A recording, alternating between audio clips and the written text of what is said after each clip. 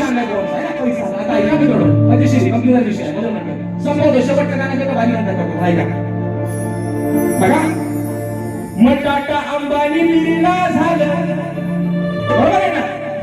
आज आपल्या भारत देशामध्ये ही नावं आपण अगदी अभिमानाने घेतो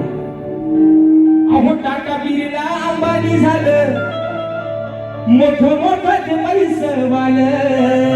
हो ना बरोबर अहो टाटा अंबानी बिर्ला झालं मग मोठं मोठं ते पैसवालं